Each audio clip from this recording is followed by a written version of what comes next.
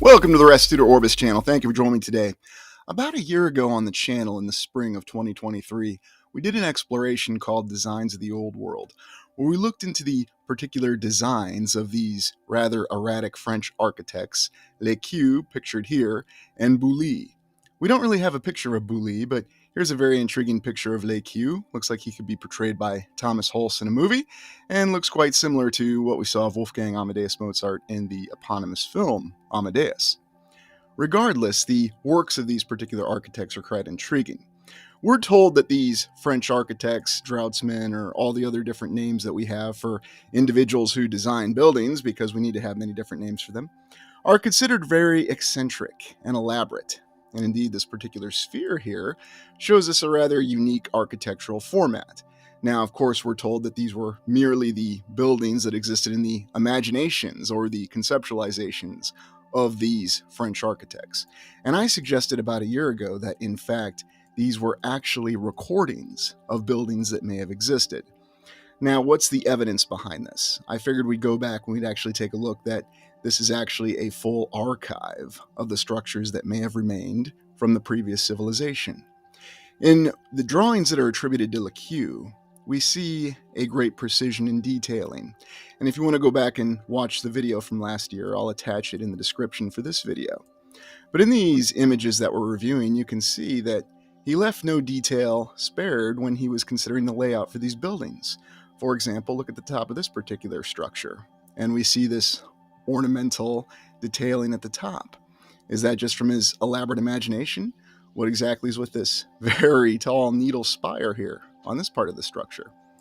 It's really unique, and oftentimes it gives the impression that really what we have is simply a recording, that what they were doing is that they were recording what they saw, that this wasn't some elaborate imagination. Now here's where it gets more interesting, is when you look at some of his other structures, look at the interior behind this one. What exactly is this? This appears to be under rock. And we think about all the theories that we have concerning melted buildings. And indeed, we have seen these phenomena before. Whether you're looking at the coke kiln ovens in Utah that John Levi has so wonderfully explored, or many other structures. So why would someone lay out a structure like this in a conceptualized design that was displaying this? Unless what they were really looking at was the remnants of a structure that had survived a reset from the previous civilization, and they were recording it before it was going to be demolished, salvaged, certainly not repurposed for use. Look at this very intricate, this looks to be like a fountain, but who knows exactly what this is for sure. Perhaps this is some sort of advanced power generation device or some form of technology we can't understand. Now, I'm well aware we're going to be derided for even considering this, but I'm not hesitating now. And given the fact that the channel's been going for a year, I think we've shown many examples in on-site explorations where we see architecture like this and a different purpose. And it seems that our friends Lequeu and Boullée were the perfect individuals who could record this. Now, you might recall this very interesting interior that we have for this particular structure. What exactly is this? Well, this came up a couple different times as some sort of crystal power generation technology. What exactly was going on with this fire? Is this some sort of generator, or is this something else entirely?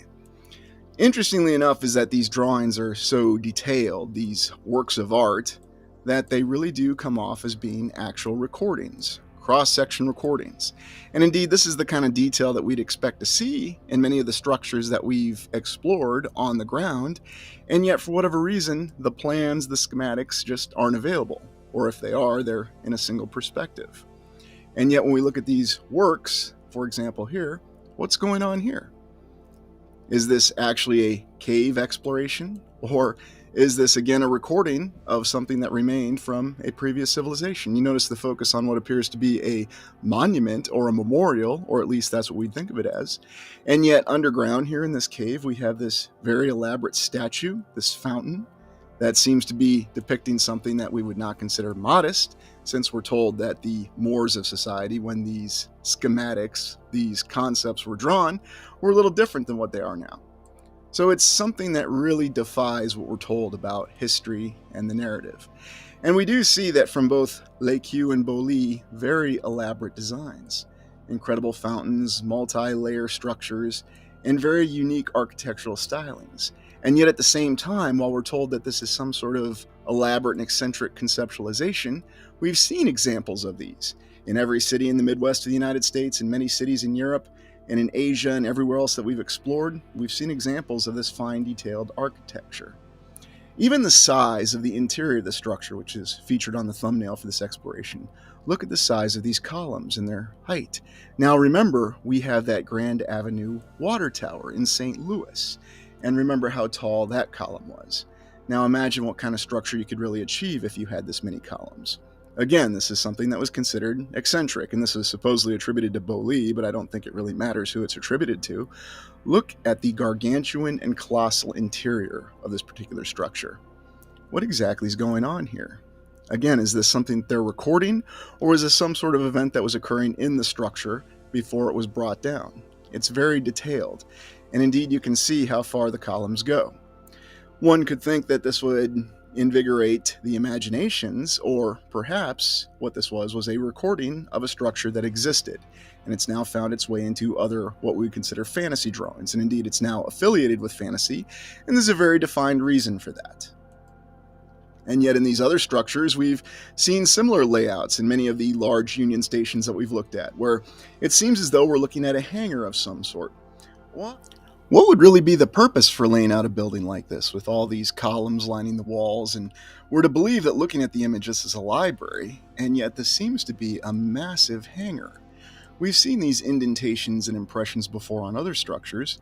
What's with the opening at the top? Well, it's to provide lighting so that they could read during the day because they didn't have electricity at that time. That seems rather comical now. And yet this would be a very interesting repurposing of this building if it still stood and they were attempting to salvage all the books that they had. But what was its original intention and purpose? Well, let me know what you think in the comments. And yet Boullée had other designs attributed to him. For example, we see the classic pyramid design here. Very, very advanced looking with some obelisks flanking it on either side. And yet when you look at the structure, you can see that this is smaller blocks, and yet there's a fine pattern detailing within this. Now, think about the effort that went into this sketch as well. What kind of effort did someone put into sketching this? And just zoom in a little bit here so you can actually see the size of individuals, people, for scaling. Although, of course, that's not always reliable because who knows exactly how tall these people depicted in this image are. Now, once again, this will be derided, but if you look in other aspects of this image, you can see that there's more obelisks on the other side of this pyramid structure. So again, is this something that survived the reset from a previous civilization? There seems to be some definitive evidence for that. And we also have Boullée's other drawings where it's not just pyramids, but we also have spheres, the same spheres that were depicted by Lequeu, supposedly, that depict a completely different kind of architectural styling. And yet, once again, for some reason, these particular sketches, these drawings, this elaborate imagination of Boullée, here where we're mixing a sphere with a pyramid or cone structure, somehow this has survived to reach us. Now, is it really just so simple to say that this is the wild imagination of an architect with too much time on their hands? I'm always amazed at all the time that we seem to think that our architects have, that they can do so many projects at the same time. And then as if that's not enough, they can then devote their time to doing conceptual projects. And they just like to draw. And oddly enough, you do have art that's associated with architects. And yet at the same time, Art Deco is considered a thing of the past. And the justification will be because people wanted brutalist architecture, people wanted postmodern architecture, because it's a little bit more convenient. What are your thoughts looking at this intriguing structure with this large sphere and this cone and the size and the scale? And clearly these seem to be columns. What scale is this? Would this be achievable with today's technology? No, of course not. We'll be told that this is merely the wild imagination of some architects with too much time on their hands.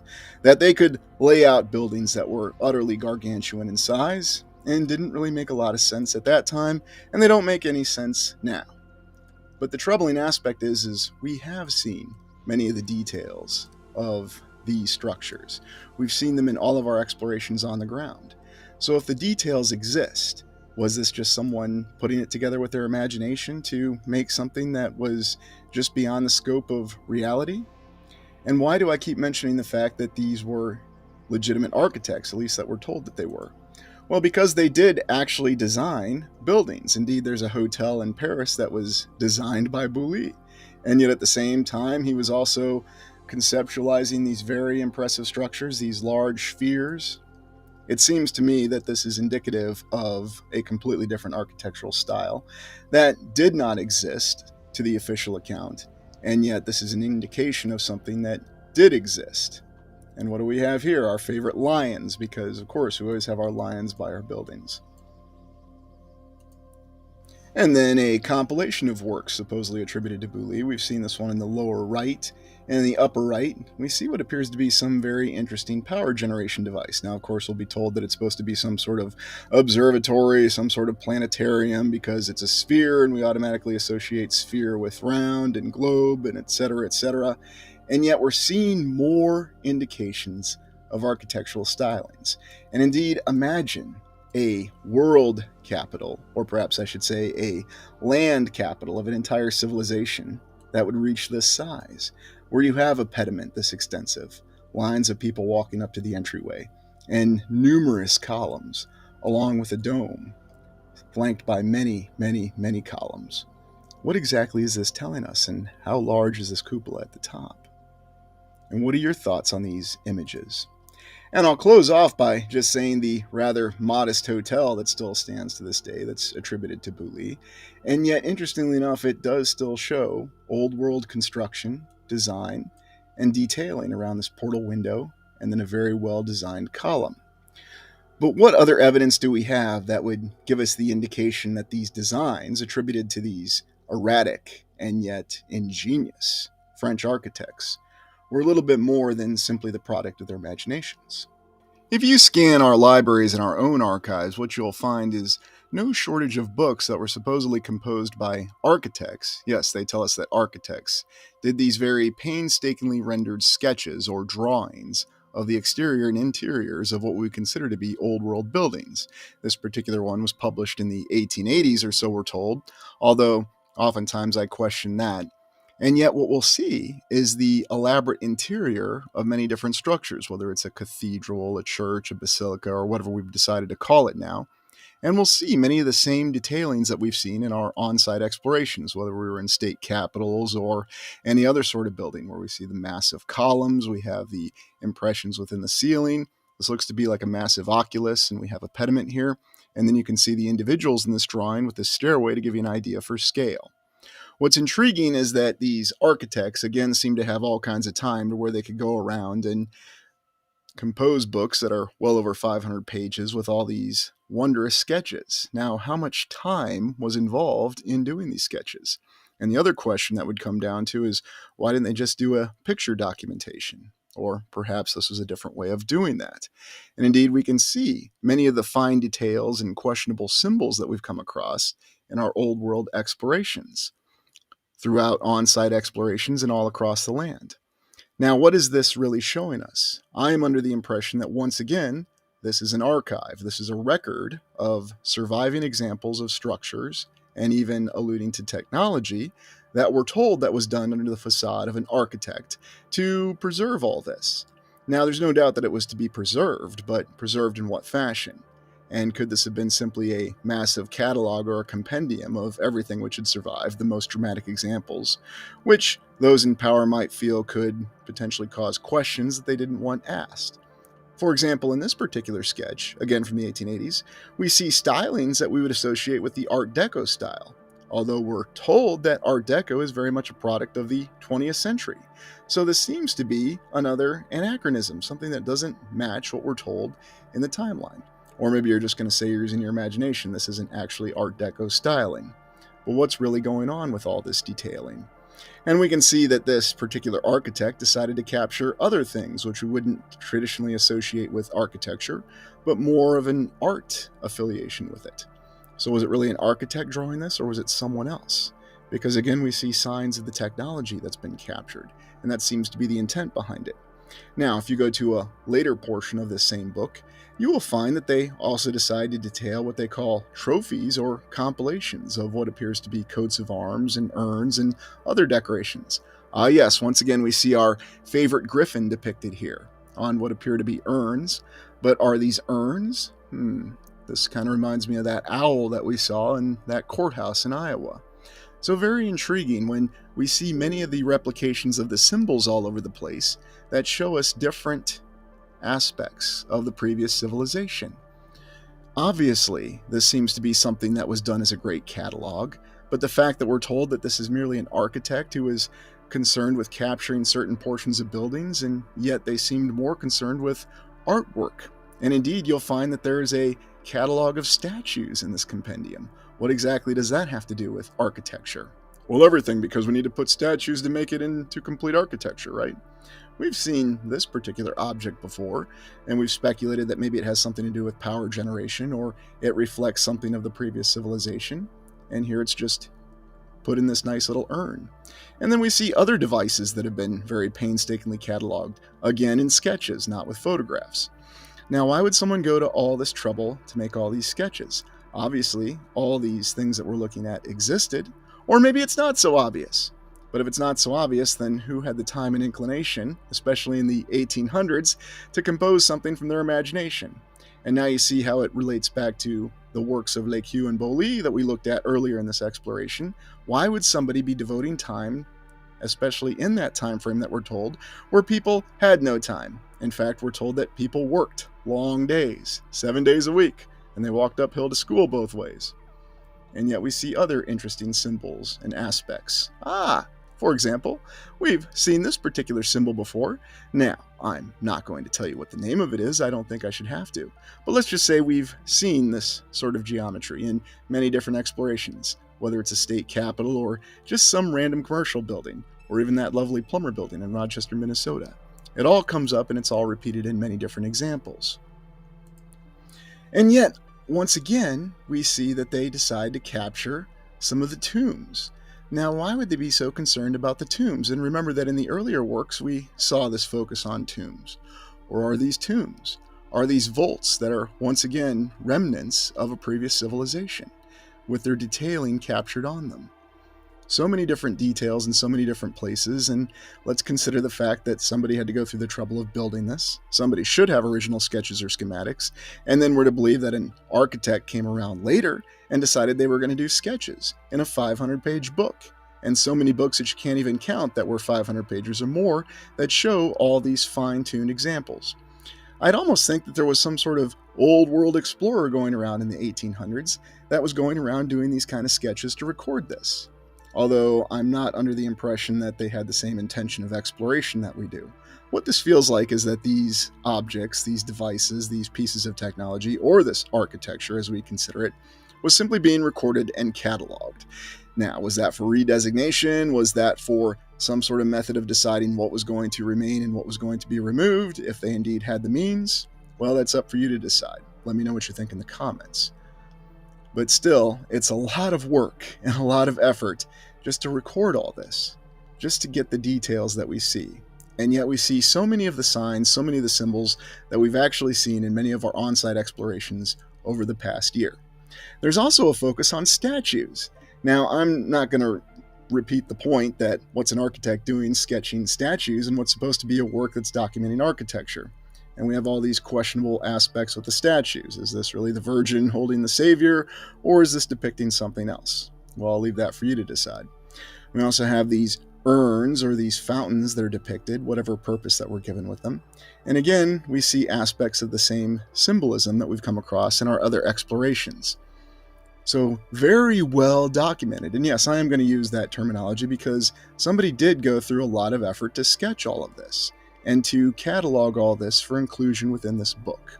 And we're lucky that we're able to gaze on all these different aspects because we see not only detailed architecture, not only advanced construction, but also signs and hints of much more advanced technology that comes down in all these different, what do we want to call these? Altars, these trophies, these fountains, these wells. Yes, you need to have a very well-designed well. Get it? But then last but not least, the book concludes with some of the most advanced decorations that you'll see, and that's what we'll be told. These are just decorations on a window.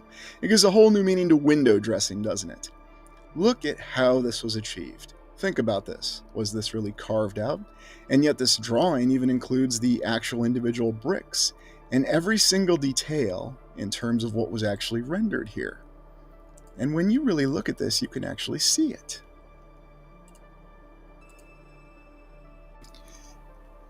You just have to think of all the time that, again, went into the effort to originally construct this, whether this was sculpted, carved, even bigger laugh, or if this is some sort of advanced geopolymer that was formed through some technique that we don't fully understand, and then poured in place. Or was it some sort of advanced 3D printing? Or was it some sort of combination of techniques that we can't even begin to imagine?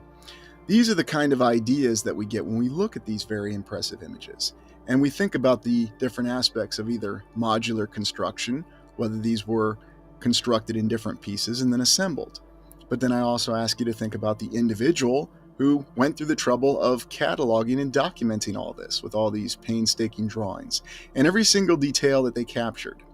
Also pay attention to the symbols. You'll see everything that we've seen: lions, griffins, fasces, numerous columns, different other sorts of figures that indicate other things. This cartouche, this display device, whatever you want to call it. We have so many different names for it, but we've seen the same thing, and we've seen it all over the land. It doesn't matter where we are or what we're doing, we see the same symbols. And once again, this gives us that impression and that evidence that we did have a civilization that spanned the lands. The same civilization that reflected all of its grandeur and its architecture and its surviving technology. And when you look at all these books and all these renderings, and there's thousands upon thousands of drawings just like this that show this kind of detailing, this is just window dressing. And yet somebody had the time, the effort, and the inclination to do this, to decorate a window in this manner. And we've seen this all over the realm. We've seen this all over the land. All these figures and all the effort that went into imposing this just on a window. And somebody decided to take the effort to draw it after this was done. So what are your thoughts? Let me know in the comments. Are we really to believe that the people of the medieval time frame and then the Renaissance and then the 16 to the 1800s had all that time, all that effort, all those resources that they decided to build all these buildings and then put this kind of detailing into it? That they even continued this up until the early 1900s, according to our official account, and then they just decided to stop it because then World War II happened. And after World War II, no one seemed interested in projecting artwork in their structures anymore. We went to brutalist and then postmodern, where everything was supposedly functional, cost-effective, and economically viable.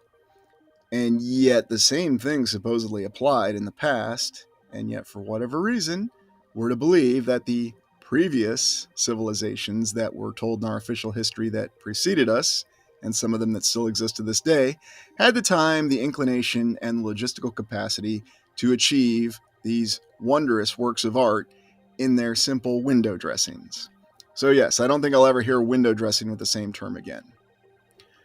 But in conclusion, what we're really seeing is that this work of art is something that we just don't really do anymore. And we're supposed to believe it's because we lack the inclination. It's not because we lack the capability.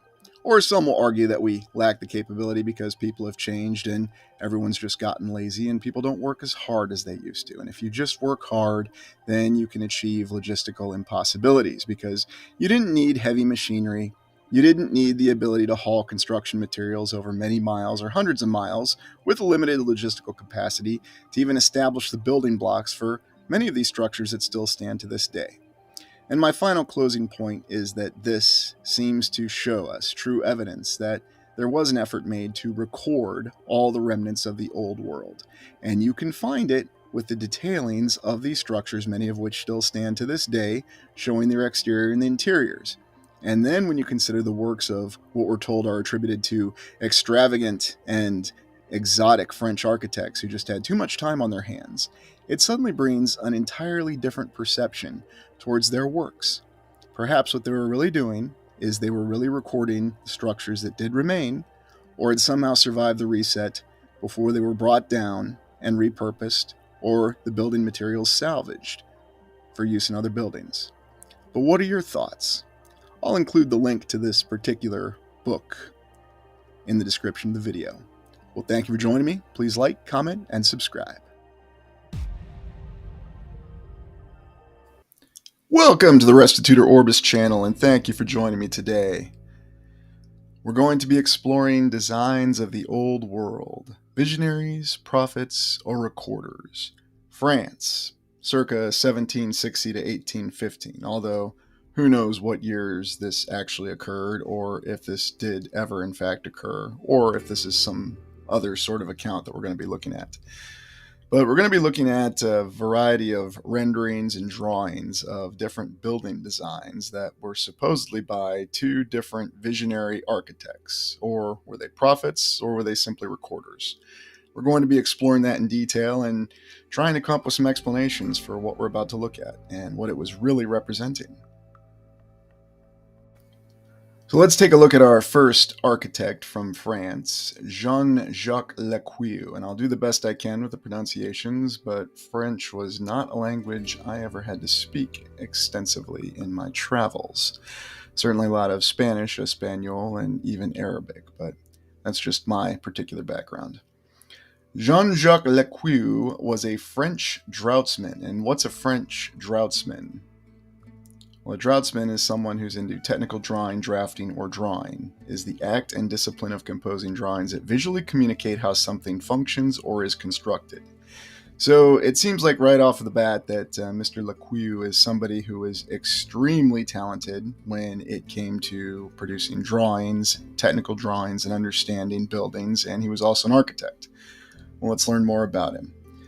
Lequeu was born in Rouen and won a scholarship to go to Paris, or Paris. Following the French Revolution, his architectural career never took off. He spent time preparing the Architecture Civile, a book intended for publication, but which was never published. He became a civil servant, working as a surveyor and a cartographer until his retirement in 1815. Interesting self-portrait there. Lequeu is now considered part of the period of visionary architecture, which developed in the period leading up to the French Revolution. This was directly influenced by the great competitions organized by the École des Beaux-Arts. Why is it always great competitions? All these great competitions that we had, they loved to compete back then. Nothing wrong with that. We love to compete now, but it's just something interesting to note. These competitions encouraged entries comprising massive buildings unfettered by budgetary constraints. Oh, of course they did. Why? This resulted in scores of designs for vast and impressive buildings which had little connection with the real world and remained paper architecture. Well, architects of this genre include Claude Nicolas Ledoux, Étienne-Louis Boullée, who we'll be looking at momentarily, and Antoine Laurent Thomas Vador. Most of these, like Lequeu, are more famous for their unbuilt works than for buildings actually constructed. Ah, yes, they have this one well covered. So you see, we're going to be looking at some buildings that are just very extreme and don't really have any basis in reality. Most of his drawings can be found at the Bibliothèque Nationale de France. Some of them are pornographic and are kept in the Enfer of the library. That's always an interesting concept when you think about that. Although, who defines what's pornographic? Some people could say that the statue of Iowa on the Iowa Soldiers and Sailors Monument could be considered pornographic. But I digress. They include a cow barn in the shape of an Assyrian bovine, an erotic garden folly called the Hammock of Love, replete with a copulating couple. What else? Okay, just going to keep moving on here because we can see what direction that's going. Lequeu's historiography has led to a deep reflection. It was only at the middle of the 20th century that he was rediscovered by the Viennese historian Emil Kaufmann. What is it with all these things that always get rediscovered, and why is it always in the 20th century sometime? It's a fascinating aspect. Kaufmann saw in Lequeu a revolutionary architect, as well as Boullée and Ledoux, but this epithet must be used with caution. Although some of his drawings express sympathy for revolutionary ideas, his views seem to have evolved in line with social and political changes. Wait a minute, what? So he's a revolutionary architect? Was it because he embraced social and political changes, or was it because his work was actually creative? Well, never mind. It was not until 1986, however, that the first monograph devoted to Lequeu was published, written by architect and architectural historian Philippe Dubois. This pioneering work takes the controversial view that Lequeu's work is partially the result of a deliberate manipulation involving Marcel Duchamp. As early as 1987, the theorist and historian of architecture Joseph Reichwart, in a review of Dubois' book, underlined the weakness of his scientific justification, which mixed fact, fiction, fancy, incongruous comparisons, and the most unverifiable conjectures. According to Elisa Borri, boy, we've got so many people in this account, assumptions that Duchamp contributed to the possible manipulation of Lequeu's legacy at the National Library now appear to be chimerical. American art historian and art critic James Elkins considers this is a deliberate hoax. So it's all just a hoax. Okay. There is ambiguity surrounding the relations of Lequeu to surrealism. A kind of retrospective illusion could lead us to see several of Lequeu's drawings through the prism of the paintings by de Chirico, Magritte, or Davot. But if we refer to the writings of André Breton and his friends, and even those of Marcel Duchamp, it is very difficult to find any trace of admiration for Lequeu, who is not mentioned either by the first historians of this artistic movement. Lequeu died in Paris in 1826. So a lot of controversy, a lot of contradiction, and how do we know if this individual even ever lived? Well, that seems to be the point. Have many, many questions, but we've got some great artwork. And by the way, there's some pornography in it, so you can't really take it seriously. Sheer brilliance. Love the mainstream account. So after reading that contradictory and conflicting mainstream account about the biography and questionable existence of Jean-Jacques Lequeu, let's talk about preconceived notions. If we had read that article before looking at Lequeu's alleged work, we're coming into this thinking, okay, these are just works of fantasy, this is architecture that's not real. And yet, when you look at the conflicting account within the biography, you see that this was an individual who was an architect and someone who was a specialist in technical drawings. So the question I have is, why would someone who is allegedly a specialist in technical drawings do fantasy work of architecture? Why would that be popular around the so-called Napoleonic era in the middle of Europe, in the 1760s all the way to the 1820s? It just doesn't make a lot of sense. I mean, the only contemporary I can think of to compare this to is if you're familiar with Sid Mead, who is a visual futurist, and he's most famous for the works he did on the original Blade Runner movie, something that was considered very ahead of its time and very futuristic. And how are you going to get a living doing that? Well, now you can design images for science fiction movies, you can have book compilations. But was Jean-Jacques Lequeu making book compilations back then? It said he was, but it was never sold. But then he had a more legitimate job. So which is it? Was he a surveyor? Was he an architect? Who knows? The reason I bring that up is as we look at these drawings, these renderings, these pictures of these remarkable buildings, let's try to keep more of an open mind and not have our judgment skewed by what we just read, because it's clear somebody wants us to think that these are just absurd buildings that aren't even possible. And when you look at this first building, I mean, just remarkable, spherical globe almost, and it looks like a depiction of a globe, surrounded by the old pillars and columns with faces on it, and just an enormous building. What I find interesting, though, is the depiction of the interior, what looks to be some sort of planetarium aspect and a very large globe in the middle. Consider, could this be a real building that was once in existence? And did Lequeu design and draw this or imagine this? Or was he simply recording what he saw? Think about it. If these were people who had come back after a reset and they had come across some spectacular buildings, in addition to locating and identifying where these buildings were, another focus they would have would be understanding these buildings and perhaps even recording them. Now, of course, we could ask, well, why would they allow these recordings to survive? Perhaps this was their method of ensuring that some aspects of the architecture and some aspects of the techniques, whether it was drawing or drafting or something, was preserved. In any event, if it is just from Mr. Lequeu or somebody else's imagination that we're not aware of, it is truly beautiful and remarkable.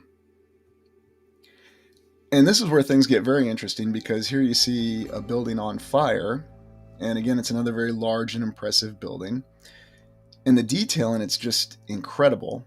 And again, we don't know if this is just something from his imagination or if he's recording something he saw. Well, this is a building that can't survive because there's no way to explain it, so we're destroying it.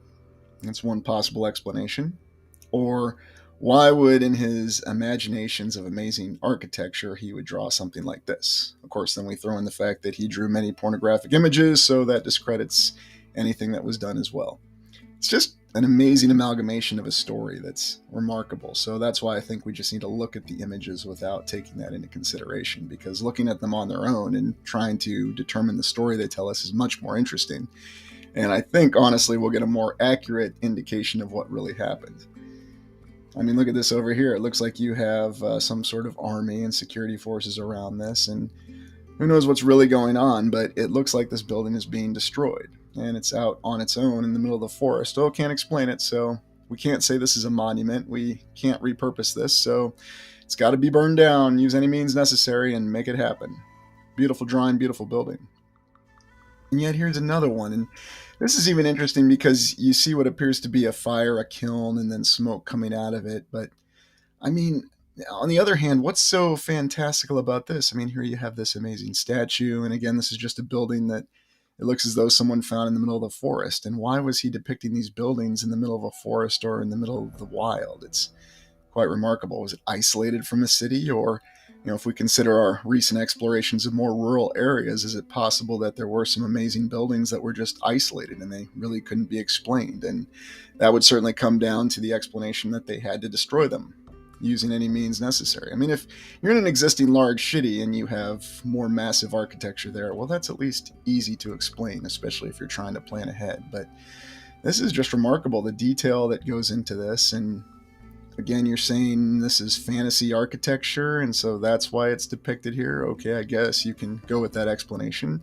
And it could be true. The historical narrative could be entirely true in this fact. But it's remarkable to think that there is some elements of realism, especially with some of these drawings, and the scale is not too absurd. I mean, just slightly larger than trees. We know, even according to our mainstream account, that we could build buildings before this time that were much larger than this. Just take the Pantheon, for example. This is a very interesting one because here you do see what looks to be an interior cross-section of what is some very large building. I mean, whether it's a cathedral, a church, or something else. I mean, yes, we can look at the French words and translate and interpret, but not on that today. I just want to look at what's visually depicted. And again, just looking at the little details that went into this cross-section. I mean, here you have this amazing statue, the arches that we tend to see. Not sure what is going on here. I mean, a cross-section of the statue, you think if you ever go to the interesting replicas that we call many of the buildings that we have across the world, yet I wouldn't say they're replicas, I would just say they're actual buildings that were built in different locations. You see this phenomenon where there's aspects that are repeated, especially with the huge columns that are all over the place. And again, you just see it in the matching detail. The doorways, and then look at this. I mean, is this a shaft? Is this a tower shaft? And what is this? I mean, we can't really take anything off the table. Is this some other method of a power source, or does this have some sort of symbolic function? What was really the purpose of this building? I'm sure they'll tell us. And it's interesting because, okay, if this is all a fantasy building, then obviously nothing that's depicted here then is supposed to be any sort of realistic aspect of function. It's simply artistic design. But yet when you look at the cross-section of this entire amazing building, everything seems to imply function. It does not imply design. It's quite fascinating. Even the statue seems like there's some sort of purpose to it beyond just being an artistic piece, and yet artistically it looks unbelievably inspiring. And then here's a couple other buildings that Lequeu drew, and I saw this was titled a pagoda, and I remember the pagoda I saw that was in Germany post-World War II back in the German book Exploration, and I mean, this is just a beautiful, amazing building. This doesn't look like something you would see in France and Germany. Of course, when you actually go exploring around there, you see there's a wide variety of different buildings that look like they're from different eras, just like if you look at that photo of San Francisco from the 19th century, that entire panoramic photo that I believe was taken in the mid-1870s. You see a lot of buildings that look like this. And it's another one of those aspects that defies explanation. And again, this doesn't seem like a building that seems too fantastic aside from some of the towers or even the main tower itself. I mean, apparently what we were told is that this would be a building that would be possible to construct at that time. But who's to know or who's to say? And it's the same thing with these buildings over here. This one down here in the lower right is quite fascinating because here you see a lot more detail with some of the edging on the pillars or the columns. So you have to wonder, let's just suppose that Lequeu or whoever was around then and they were doing technical drawings of the buildings that were available. What was the focus? What buildings were they trying to capture first? And I think what they would have been tasked to capture first would have been the buildings that were selected for immediate destruction, because those are the buildings you'd have to capture on drawing, and those are also the same buildings that once you have drawings of, you could say, well, these buildings don't exist anymore. This is just the fantasy of these artists at the time. Although we're going to say they're architects, and we're also going to say they were experts in technical drawing. So again, many conflicts, but quite beautiful imagery nonetheless. And here is supposedly a hotel, an entryway to the room, but I mean, look at all this ornate design that goes into this and just a doorway. Now, we could say that this is more of an artistic drawing, of course, but being in the inside of some government buildings that some people say, oh yes, they're just boring old government buildings, but then you see this kind of ornate and elaborate detail. I think of some of the state capitals I've been in, but also many of the county courthouses where you see this across the United States, where things like this just aren't supposed to exist. Or if they do, maybe someone should have been a little bit more discretionary on the expenditure of tax dollars. But let's be honest, that's not for the people to ever decide. You're just supposed to pay and roll with it. In any event, it's a very beautiful depiction. And then here's another one. I'm not sure if this is more of a residence or what, but and it looks like they threw in this drawing and, of course, showing the whole pornographic aspect to almost discredit the work or to kind of put something that people wouldn't consider so serious on it. So I don't know, different societal norms at that time, and yet we're told conflicting accounts of what was acceptable from the 18th and 19th centuries, and that's a discussion for another time. But just amazing detail focusing on this structure, whether it's a residence or whatever. I mean, imagine having a house like this that was this well constructed, that you could afford, that you could have for the rest of your life and would stay in your family for generations indefinitely. You knew it was made of the finest material, and it's as though they try to keep that impression going by the buildings that did survive, saying they constantly have to do renovation and work, otherwise they're going to fall down tomorrow. And I can't think of all the times I saw scaffolding on the Iowa State Capitol, but when you try to get an answer and you ask what questions they're doing in the renovations, they can never really tell you. Well, we're replacing brick. But then, of course, you don't see any brick at any point in time or any brick removed or being replaced. Well, we're replacing the sandstone. And again, you don't see any sandstone. It's interesting. And nobody ever questions it because, why would they? But just imagine a beautiful residence like this, remarkable building. This was a very interesting rendering because this almost looks like an airship or a balloon. And we know that the first balloon in history was innovated supposedly in the 18th century, according to the mainstream timeline and that we have. But I found this in the collection of drawings of Lequeu. Now, I don't know if this is one of his drawings. Frankly, anybody could have done these drawings and these renderings, or many different people could have. But they're attributed to Lequeu, so that's why we're looking at them under his authorship. But in any event, you look at this and just amazing detail, and this factors into the presence of airships at that time frame. And what a large airship this must have been. And how incredibly beautiful it would have been to be able to fly indefinitely over the skies. And yet we know for a fact in the 20th century that the reputation of the airship was utterly destroyed. The destruction of the Hindenburg is one of the first major events that was caught on video. And then if you see this other movie from the 1970s called Black Sunday, they showed a Goodyear blimp that was terrifying a Super Bowl crowd. Yes, it's a recurring theme. Airships are dangerous and deadly. You don't want to be around them because you could die or people close to you could die. And it's quite fascinating. And yet here we have a remarkable rendering of an airship from the late 18th century. Very beautiful. Now, this is where I could see more of the fantasy aspect if they wanted to try to push that narrative on what Lequeu was drawing here. But imagine if this was a real structure, what purpose this could have served. Could this have been some sort of power generation device or some other aspect of architecture that serves some function in society? And we also have to keep our minds open because there could have been many different ways of generating power. We know that power from the atmosphere is one of the most prevalent theories, but there could have been many other aspects. technology beyond our ability to truly comprehend, because if after the last reset it didn't have the apparatus that made it function, or whatever it used to convert into energy available, maybe there was some sort of different nature of the land at that time that we can't fully understand, but you still have these remaining pieces of technology. It's no doubt that they would have wanted to catalog that. And this is a very spectacular one, especially with how it's laid out. And you've never seen anything like this. I've never seen anything like this unless you go into really hardcore science fiction, which was no doubt inspired by these drawings. These drawings that we said were lost for a long time, and this individual that we said that we didn't know about for over 100 years, but then of course we rediscovered him like we seem to do other things. And then again, this building right here, looking more like an internal stadium or something else. And again, you see the cutaway in the cross section and the seating, and it's incredibly beautiful. And yet there's something about it that feels like it could be real, and it could have been real, because they want to tell us, well, oh no, this was a fantasy building. This was just somebody who was using their imagination, because apparently they had nothing better to do while the Napoleonic Wars were going on. And this was a great way to make a living. Look, I'm all about using your imagination, but it's fascinating when they try to push these narratives and these explanations.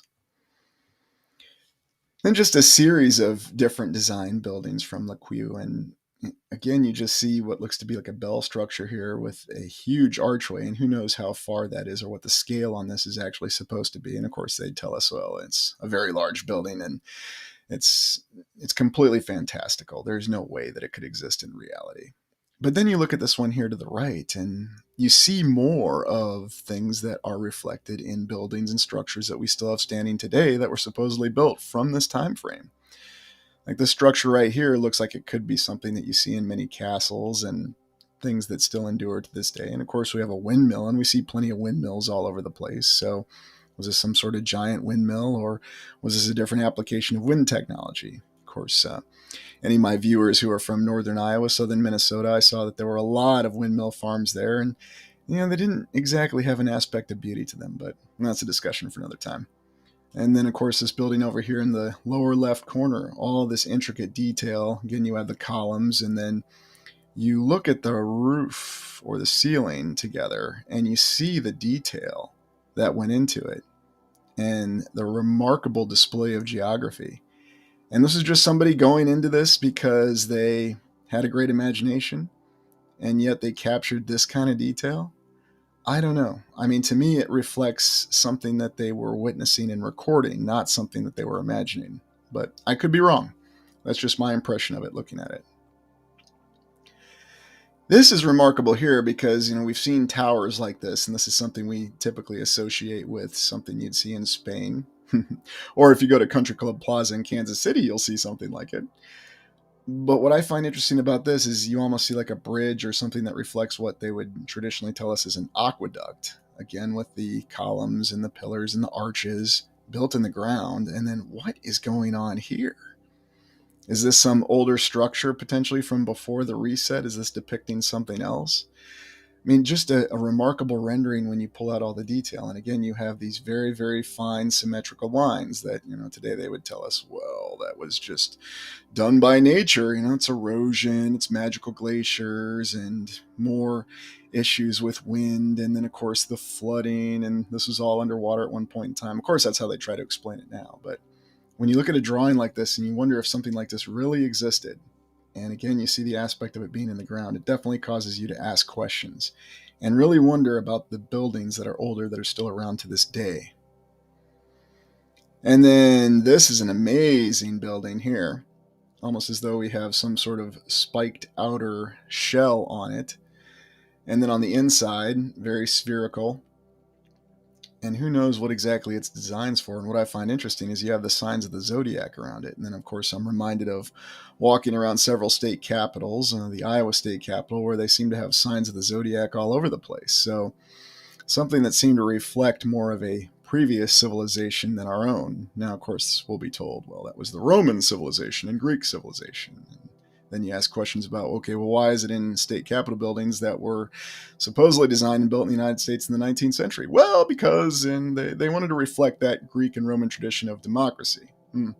And no, the Romans were known for their tradition of democracy, especially when they had their architectural achievements. But that's all right. We can just say whatever we want to.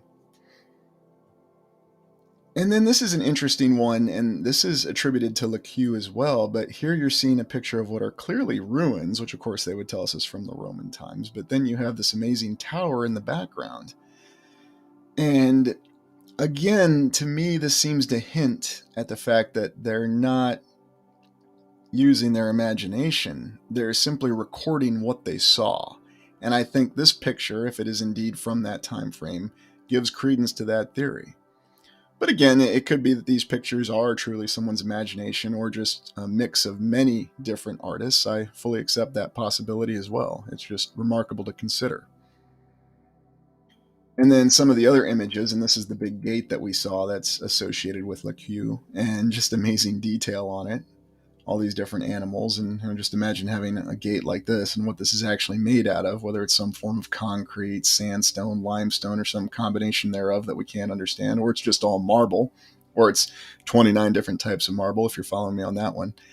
And some of the images over here are pretty remarkable too. I mean, is he depicting something that was left standing after the reset? That's what these images give you an indication of. And then down here, just another amazing building that if this was a residence, just imagine having access to a residence like this with this kind of construction and this sort of durability and something that you know would endure for generations, if not more, of your family. And you can understand that if they had isolated structures like this in the lower right corner, why they had to destroy them.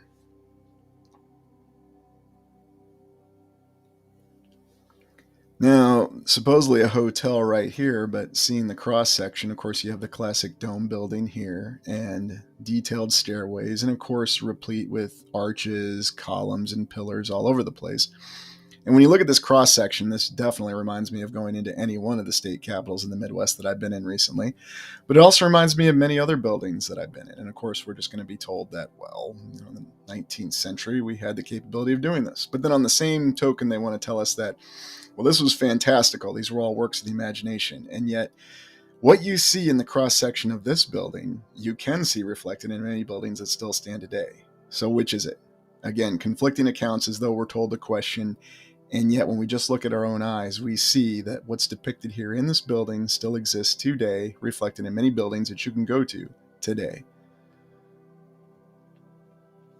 And another intriguing one with a cross section. And here you have even taller columns and just remarkable detail up here.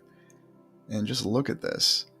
You think of the Oculus and the Pantheon, and this reflects that. Now, it looks like there's some wood structure in here, but again, it's just a drawing, so who knows what the rest of it's supposed to be made out of. Amazing chandeliers and stairways and remarkable detail.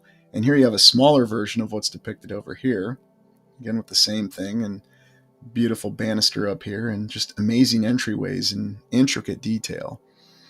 I don't know. This seems to reflect somebody recording what they saw. I know I keep saying that, but it's what I'm seeing in these drawings. I mean, in these drawings, if they're supposed to be technical drawings, then was he just using his technical capacity with his imagination to depict buildings that could never be built for fun? I don't know, maybe. I can't speak to his particular habits if this was one person who did exist, but just looking at all these buildings is breathtaking, and it's remarkable if it is just someone's imagination. But given the fact that we see so many connections to a lot of buildings that are still standing, I think there's a lot more to this story than we realize. And then this is more of a traditional building that you see standing up that reminds you of the Pantheon or the entryway or whatever. And the classic columns. And then, of course, you can still see statues like this on many monuments and buildings across the United States and Europe today.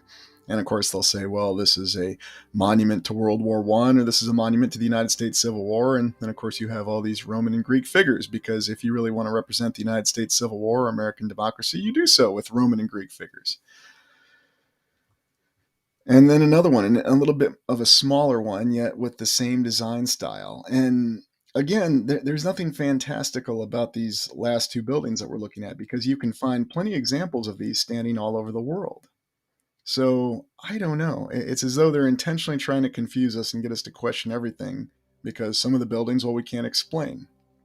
But these buildings can easily be explained, and you can find examples of them all over, even today. And then just a remarkable, what appears to be some sort of either monument or something else, but just the detail and fountain. And of course, we know how fountains are all over the place and what they could potentially represent. And here you see some ruin and some wreckage. And this particular rendering definitely gives credence to the theory that he was simply recording what he saw. And this is very beautiful. And again, we see some pillars and some arches. And again, just this kind of detail. Imagine what this would have taken to build and how they would have done it.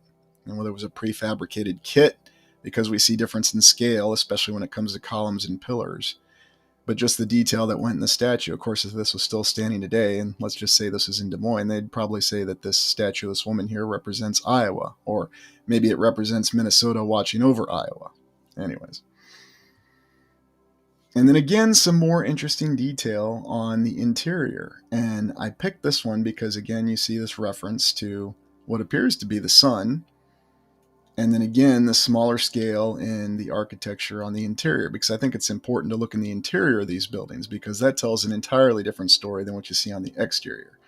Imagine if this was in your living room and you had this kind of detail, and you wonder if this is one of the living room details that you saw in one of those amazing residences that Lequeu or whoever recorded when they were doing these renderings, or recorded, I should say. And then here it looks like you have what either appears to be a fountain or perhaps some other function that was still amalgamated with the ground, something from before the reset that they recorded. Hard to say, but it's very, very amazing. And you have the large blocks here. And of course, we still see examples of this all over as well today. Now let's explore our other architect, Étienne-Louis Boullée. Let's see what sort of account we get with this individual. Étienne-Louis Boullée was a visionary French neoclassical architect whose work greatly influenced contemporary architects. So this individual was not a visionary, he was a legitimate architect. Look, he even has a building, the Hotel Alexandre. Born in Paris, he studied under Jacques-François Blondeau, Germain Boulfrand, and Jean-Laurent Laguerre, from whom he learned the mainstream French classical architecture in the 17th and 18th century and the neoclassicism that evolved after the mid-century. He was elected to the Académie Royale d'Architecture in 1762 and became chief architect to Frederick II of Prussia, a largely honorary title. He designed a number of private houses from 1762 to 1778, though most of these no longer exist. Notable survivors into the modern era include the Hôtel de Bruneuil, demolished in 1930, and the Hôtel Alexandre, both in Paris. His work for François Racine de Monville has apparently also vanished, but his probable influence on Monville's own architectural works, as seen in the Desert des Rets, speaks for itself. Together with Claude Nicole Ledoux, he is one of the most influential figures of French neoclassical architecture. So it sounds like a very legitimate individual, and the account here makes it clear that he did exist. Geometric style. It was as a teacher and theorist at École Nationale des Ponts et Chaussées between 1778 and 1788 that Boullée made his biggest impact, developing a distinctive abstract geometric style inspired by classical forms. His work was characterized by the removal of all unnecessary ornamentation, inflating geometric forms to a huge scale, and repeating elements such as columns in huge ranges. For Boullée, regularity, symmetry, and variety were the golden rules of architecture. Now, how exactly do they know this? Are they just going off of his works? Did they talk to him? Do they have writings, recordings, accounts? Oh well, no matter. Cenotaph for Sir Isaac Newton. Boullée promoted the idea of making architecture expressive of its purpose, a doctrine that his detractors termed architecture parlante, talking architecture, which was an essential element in Beaux Arts architectural training in the later 19th century.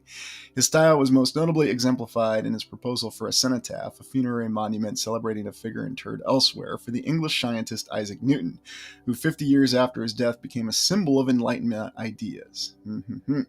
The building itself was 150 meters, 500 feet tall sphere, taller than the Great Pyramids of Giza, which, if we remember from our compilation of tallest buildings in the world and the Old World from 1886, this would have been taller than that, encompassed by two large barriers circled by hundreds of cypress trees. The massive and spheric shape of the building was inspired by Boullée's own study called Theory of Bodies, where he claims that the most beautiful and perfect natural body is the sphere, which is the most prominent element of the Newton Memorial. Though the structure was never built, Boullée had many ink and wash drawings engraved and circulated widely in the professional circles in 1784. The small sarcophagus for Newton is placed at the lower pole of the sphere. The design of the memorial is intended to create the effect of day and night. The night effect occurs when the sarcophagus is illuminated by the sunlight coming through the holes in the vaulting, giving the illusion of stars in the night sky. Intriguing. The day effect is an armorly sphere hanging in the center that gives off a mysterious glow. Thus, the use of light in the building's design causes the building's interior to change its appearance. And this was designed in 1784? Okay, whatever you say. And then we get accounts of the current standing buildings in the Hotel Alexander, which looks like it is still with us and you can still visit it. So let's look at his legacy. Boullée's ideas had a major influence on his contemporaries, not least because of his role in teaching other important architects. Some of his work only saw light of day in the 20th century. Again, only saw light of day in the 20th century. His fondness for grandiose designs has caused him to be characterized as both a megalomaniac and a visionary. Oh, yes. Let's throw that in there. His focus on polarity, offsetting opposite design elements, and the use of light and shadow was highly innovative and continues to influence architects to this day. He was rediscovered, quote unquote, in the 20th century and has influenced recent architects. So, despite this seeming like a more legitimate individual according to the mainstream account, they still throw in those elements of doubt and then, of course, tell us it was rediscovered in the 20th century. What a surprise. Let's take a look at some of the works attributed to Boullée beyond the cenotaph, shall we? Now let's take a look at Boullée's work, and here we have what appears to just be a massive library with all these amazing books, and then of course you see what the article talked about with these many columns. And then of course the detail in the ceiling, and we have seen this before in other buildings, and this is just gorgeous.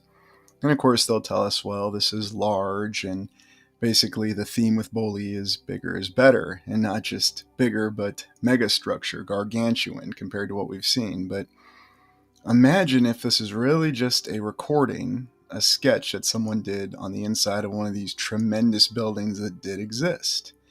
Now, of course, we always come into the problem, well, if there were these really large buildings, how could they have destroyed them? And of course, you can find examples of that, such as with the City Hall in Philadelphia and many other examples across the world. But you have to wonder if something like this did exist, how inspiring it must have been, and if these were people coming back from a reset, how would they have ever explained this? So who knows? Who knows if these drawings or renderings are from a different time, or if it really is just an elaborate imagination. But we're told that Boullée was more of a legitimate architect, and there's still an example of his work that survives today. He's not just a person who did nothing but drawings and renderings. So it's just very remarkable to consider the possibilities behind it. Now looking at this one, here you have what looks to be a very extremely large Capitol building, because right here you have people approaching it.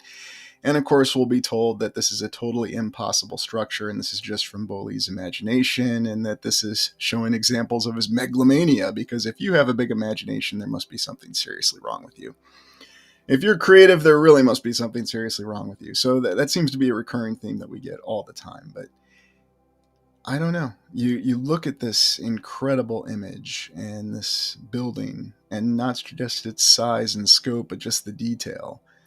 And if we do go with the theory that there were kits, in other words, prefabricated kits that they used to construct these buildings, what was the limit on their scale?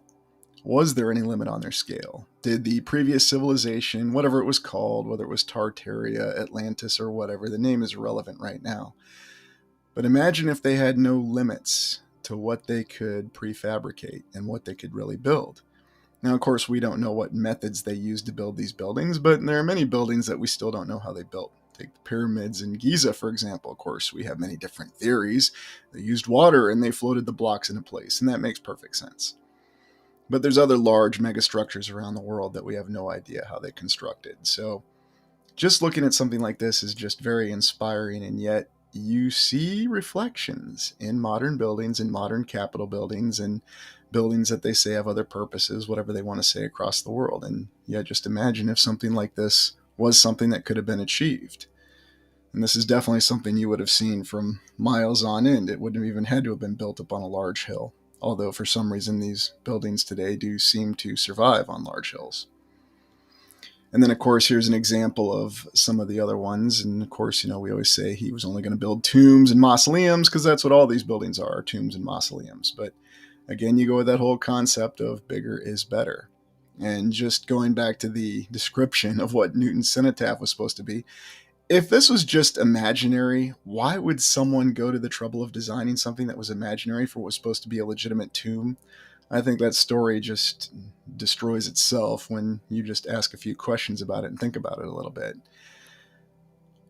If these were buildings that really existed, we can only speculate what their purpose was and what they could have been if there were these giant spherical buildings and that these weren't from someone's imagination. But it's interesting that we have two different architects that spherical buildings, perfectly spherical buildings, are attributed to.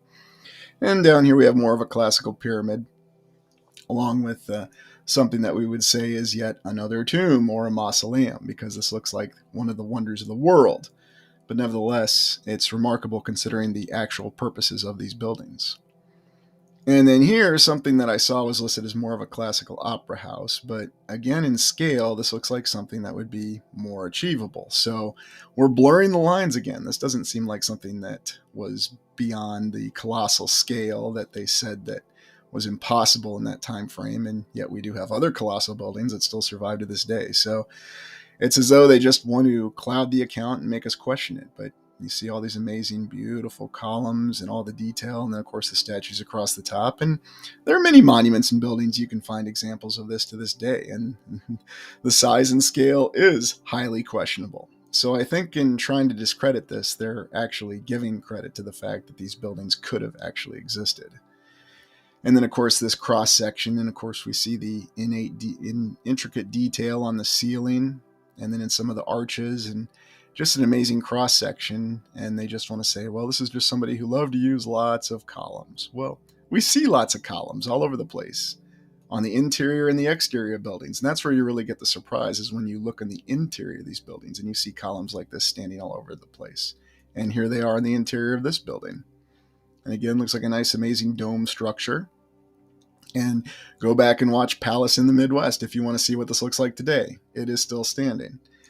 And of course, we'll say that this is an amazing tomb, although when you look up on tombs, you'll find oftentimes that these are not really any crypts that have anybody in them. They're just fake crypts.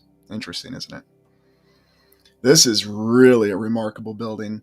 And this is where they're going to try to say that, okay, yes, this is his megalomaniacal tendencies taking hold here with all these columns, all these arches, and all this detail. There's no way this would have been possible. He was just trying to go outside of his mind and show something that was completely impossible. But what if he was either copying, or this is a drawing of some sort of building that did once stand? Just imagine how large that building would have been and how much material would have gone into it, and what would be remaining of it today if it was completely destroyed. We want to say that there is a limit to what can be accomplished, and yet when we look around us, we see evidence that there was something much more grand in scale and something beyond our imagination. And just seeing these drawings from this time frame that don't make a lot of sense from a legitimate architect. The other one, they just wanted to say, well, he used his imagination. And this one, they just want to say that he was a little crazy with imagination. And this is the result. I don't know. It's hard to say. And then, of course, going back to the example of the cenotaph, I mean, I don't know why you would get so far into designing something like this. Something this extraordinary for what was supposed to be a legitimate tomb. And, of course, we can all go to that discussion of how many tombs we have all over the place. You know, we can look at Grant's tomb in New York City, and you have many of the same details that they love to talk about with these tombs. And, of course, this was a tomb that wasn't even ever built. It was merely imagined. And yet you can find lots of different drawings of this particular one. And then some examples of some pyramids, because why not? You know, you need to have some amazing large pyramids. And again, this goes back to reflecting that maybe they were simply recording what they saw. And I think there's a lot of evidence when we look at these pictures that that could well be the case, that in many situations they are recording what we saw, because there are many different accounts of even the pyramids at Giza. And then, of course, we have pyramids all over the world. Of course, we'll try to say that they're not pyramids, they're mounds, or they're something else, and they don't really reflect pyramids. But these drawings are very clearly pyramids and almost of a different type. And this pyramid below, again, you see the outer structure, which shows remarkable intricate detail above a series of columns going all the way around it. And then just look at the little doors. Just incredible. And then, of course, closing, I think we come down to this last image showing this remarkable type of pyramid with these huge obelisks around it. And we always get these accounts that Rome brought all these obelisks from Egypt and took them across the Mediterranean on ship, because that was an easy thing to do at that time as well, wasn't it? But just imagine if something like this did really exist, and what was really the size and scale and what went into it. And, well, this is something that you can justify by saying, there is a Great Pyramid in Giza that has this kind of scale. Well, it was built during the Bronze Age. That's what the mainstream account said. And they used water, or they used some other technology we don't understand. They didn't have wheels. They didn't need them. Some sort of tubular drill. All these theories, but no actual explanations. And if these are renderings that were real at one point in time, I don't think we have any actual explanations for how they could have been created. We can only speculate. Well, I hope you enjoyed this exploration of these renderings and these two supposed architects and this account. This clearly links to the old world, though, in just the types of buildings and the type of architecture that we see. And it's still reflected all over the world to this day in many buildings, as you can see. The only thing that's different is the scale, but there are many examples of the scale in what we believe are prefabricated kits, especially when we're talking about columns or pillars or arches. Well, remember, ask questions, explore yourself, you'll restore the world. Please like, comment, and subscribe. Thank you for joining me today.